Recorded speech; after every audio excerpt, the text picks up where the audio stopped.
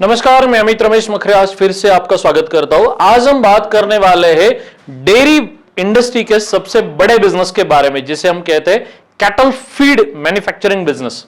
इसके पहले शायद आपने वो मुझे सिरकी पेंट की इंफॉर्मेशन देते हुए देखा होगा, जो कॉटन सीड और केक का मैंने ऑलरेडी एक वीडियो भी अपने चैनल पे डाला हुआ है। तो फीड में एक जगह होता है कॉटन सीड केक वाला इंडस्ट्री और दूसरी जगह है रेगुलर कैटल फीड वाला पैलेट वाला इंडस्ट्री। तो इंडिया की यदि हम बात करें, पंजाब से लेकर महाराष्ट्र तक, आंध्र है, तेलंगाना है, गुजरात है, जहां जहां डेयरी इंडस्ट्री या डेयरी फार्मिंग फॉर्म वाला बिजनेस अच्छा हो रहा है या रेगुलरली पैसिव इनकम के तौर पे फार्मर्स इस बिजनेस को कर रहे हैं, वहां पे गोदरेज से लेकर महाराष्ट्र में बारामती एग्रो जैसी कंपनीज हो या फिर बहुत सारी अलग अलग ब्रांड्स में लोग इस पे ऑलरेडी काम कर रहे हैं। मैंने महाराष्ट्र में तो सबसे ज्यादा मिल्क प्रोडक्शन के यूनिट देखे हैं, पर आपके एरिया में जहां आप रेसिडेंट करते हैं वहां पे आज के डेट में कैटल फीड का बिजनेस डेफिनेटली चल सकता है, तब जब आपके एरिया में यदि डेयरी फार्म्स के बहुत सारे फार्म्स या आपके यहां के प्लांट ऑलरेडी वहां पे सेटल हो। तो यदि आप उस एरिया से बिलोंग करते हैं तो इस बिजनेस के बारे में डेफिनेटली आपने समझना बहुत जरूरी है। कैटल फीड इंडस्ट्री के बारे में यदि हम बात करें तो इस बिजनेस को डिमांड या स्कोप की हम बात करें तो दिन ब दिन कंपैरिजन में ऐसा भी होते जा रहा है कि भाई सिरकी पेंट को जो फार्मर्स ऑलरेडी परेशान हो चुके कि नहीं यार सिरकी नहीं यूज करना है, यानी कॉटन सीड केक नहीं यूज करना है, कुछ और यूज करना है, वो लोग अब इस कॉन्सेंट्रेटेड फीड पैलेट को एब्सॉर्ब करने लगेंगे। या ऐसा भी पकड़ लेते हैं कि भाई धीरे धीरे करके महाराष्ट्र से लेकर गुजरात में, एमपी में, स्पेशली पंजाब में या दिल्ली साइड में, हर एक जगह, हरियाणा में, बहुत सारे स्टेट्स में अब इस पैलेट फूड का इस्तेमाल फार्मर दिन ब दिन बढ़ाते जा रहे हैं। तो यदि आपको लोकल लेवल पे आपके एरिया में इस बिजनेस को शुरू करना है तो सबसे पहले यह आपको समझना होगा कि रेगुलर कोई भी पेंट या खाद वाला बिजनेस और इस बिजनेस में एक्चुअल में डिफरेंस क्या है। भाई हम कॉटन सीड केक की बात कर लेते हैं। कॉटन सीड केक में सिर्फ कॉटन सीड ही यूज किया जाता है और उसी से उसकी खाद बनती है, उसी से उसकी पेंट बनती है या उसी से उसका केक बनता है। पर यहां पे पैलेट इंडस्ट्री में अलग अलग फॉर्म का रॉ मटेरियल यूज किया जाता है, जिसमें सीरियल्स होती है, जिसमें पल्सेस होते हैं, जिसमें मिनरल मिक्सचर भी होता है, जिसमें अलग अलग टाइप के विटामिन भी मिक्स किए जाते हैं और एक कॉन्सेंट्रेटेड लेवल का, प्रोटीन लेवल का और टोटल डाइजेस्टेबल न्यूट्रिएंट मैच करके एक प्रोडक्ट बनाया जाता है, जिससे आपके भैंसों का या आपके गायों का या आपके काउज का दूध बढ़ने में थोड़ा आसानी हो। तो भाई इसमें अलग अलग टाइप भी आते हैं। अब आज के डेट में जो कंपनीज इस सेक्टर में काम करी, उन्होंने क्या किया कि काफ स्टार्टर प्रोग्राम अलग से बना दिया, मिल्क एनिमल का प्रोग्राम, ये मिल्क एनिमल का फीड अलग से बना दिया है, जो ड्राई एनिमल होते हैं उनका भी अलग से फीड इसमें अवेलेबल हो जाता है, भैंसों का अलग से फीड अवेलेबल हो जाता है। तो इसमें जैसे अलग अलग टाइप का रॉ मटेरियल यूज किया जाता है, तो इस बिजनेस में वही सबसे इंपॉर्टेंट बात है कि जो आपके लोकल एरिया में, जैसे ज्वार हो गई, बाजरा हो गया, गेहूं हो गया, मक्का हो गया, सोयाबीन की मिल हो गई, कॉटन सीड मिल हो गई, ऐसे बहुत सारे अलग अलग टाइप के रॉ मटेरियल मिक्स कर उसका एक फॉर्मूला सेटअप बनवाकर वो फिर एक फॉर्मूला में, टेस्टेड फॉर्मूला से वो प्रोडक्ट बनाए जाते हैं, उसमें पैलेट बनाई जाती है। तो हमने जब 2 साल, 2 नहीं, आई थिंक 3 या 4 साल हो गए हम ऑलरेडी इस इंडस्ट्री में काम कर रहे हैं और बहुत सारे लोगों ने हमारे यहां से ट्रेनिंग लेकर, चावड़ी में से बहुत सारे लोगों ने इस बिजनेस को भी शुरू किया है। तो मैं कंफर्मली बता देता हूं कि हमारा जो फॉर्मूला बुक हमने बनाया था, उस फॉर्मूला को लेकर बहुत सारे यूनिट्स, जैसे औरंगाबाद हो गया, अहमदनगर हो गया, नासिक हो गया, पुणे हो गया, वो बहुत सारे यूनिट सक्सेसफुली रन कर रहा है और उनकी कोई स्टोरीज भी मैंने अपने यूट्यूब चैनल पे डाली हुई। तो यदि आपने वो स्टोरीज नहीं देखी है तो मैं आपको एक छोटी सी रिक्वेस्ट करता हूं, सबसे पहले तो ना इस वीडियो को, अब तक तो कंटेंट आपको पसंद आ रहा है ना, तो वीडियो को एटलीस्ट लाइक कर दीजिए और चैनल सब पहले सब्सक्राइब कर लीजिए, बेल आइकॉन का बटन दबा दीजिए, ताकि होगा क्या कि आपको जो मेरी अलग अलग वीडियोस जो आती है उसके अपडेट्स आना इजीली हो जाएगा। बात समझ में आ रही है?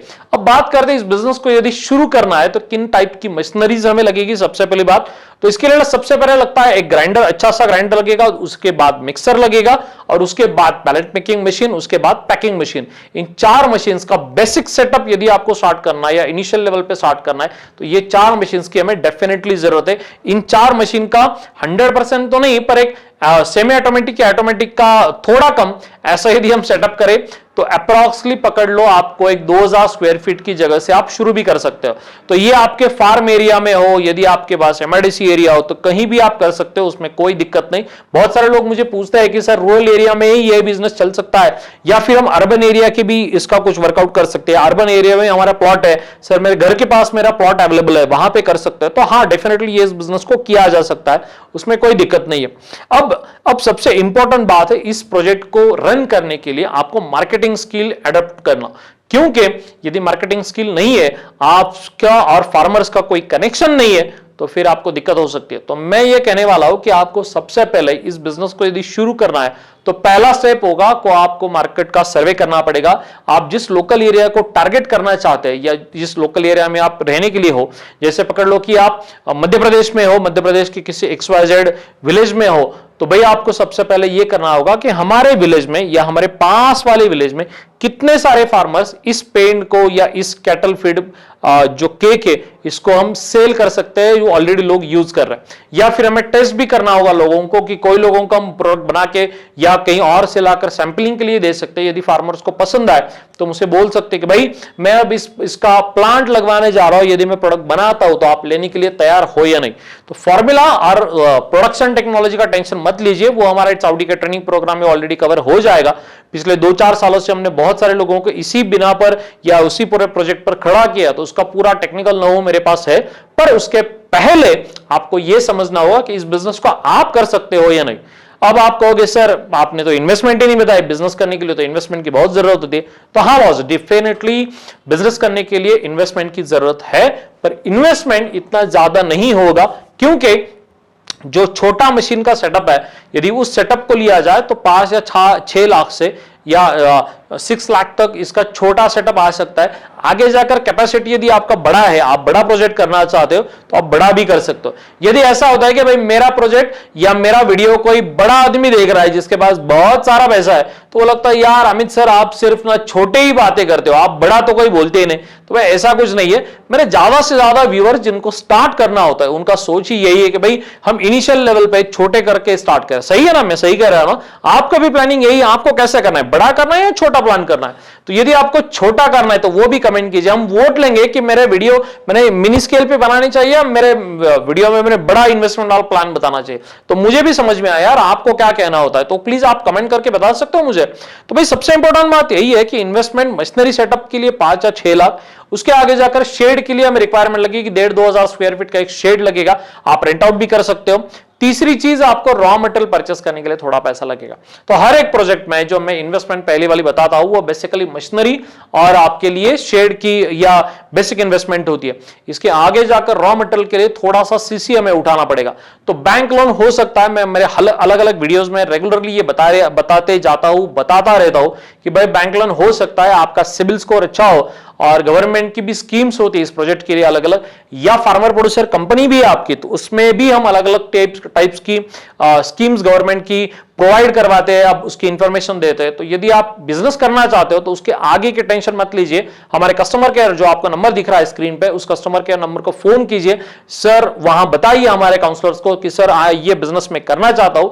हमारा जो फीड मिल प्रोग्राम है, यदि आप ट्रेनिंग प्रोग्राम कंडक्ट करते हो तो 1 महीना पूरा मेरा काउंसलर सपोर्ट आपको रहता है। ऑनलाइन ऑफलाइन मॉडल के ये पूरे प्रोग्राम्स है, तो सबसे बेनिफिट आपको है कि आपको कहीं भी जाने की जरूरत नहीं, आप घर बैठे पूरा ये ट्रेनिंग प्रोग्राम कंडक्ट कर सकते हो। दूसरी बात, ये ऑनलाइन और ऑफलाइन मॉड्यूल है, मेरा एक काउंसलर आपके साथ रहेगा। ऐसा नहीं कि सिर्फ आप वीडियो देखते रहोगे और आपके दिमाग में जो कोई टेंशन है वो आपका ही रहेगा, ऐसा नहीं है। आपको ट्रेनिंग के दरमियान और ट्रेनिंग खत्म होने के बाद भी हमारे काउंसलर्स आपको सपोर्ट करते रहते हैं।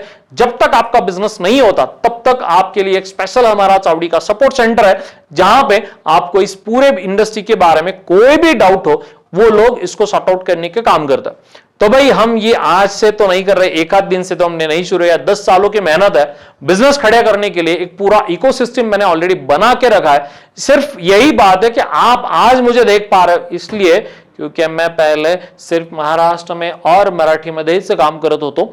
आता मराठी समझ में नहीं आ रहा ना एग्जैक्टली, अब हमने एक्चुअली स्टार्ट कर दिया है हिंदी में काम करना।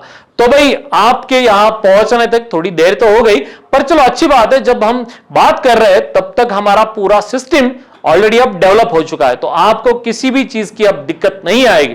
तो यदि इस बिजनेस को आपको स्टार्ट करना है तो इनिशियली आपका मार्केट सर्वे कीजिए, कंफर्म कीजिए कि यह बिजनेस आप कर सकते हो या नहीं, और आपको करना ही है, तब जाकर डेफिनेटली आप हमारे कस्टमर केयर को फोन कीजिए, उनकी हेल्प लीजिए, ट्रेनिंग प्रोग्राम का एडमिशन लीजिए और जल्द से जल्द आपका बिजनेस शुरू कीजिए। ऐसे ही मिलते रहेंगे, बातें करते रहेंगे, अलग अलग बिजनेस के बारे में डिस्कस करते रहेंगे। तब तक धन्यवाद।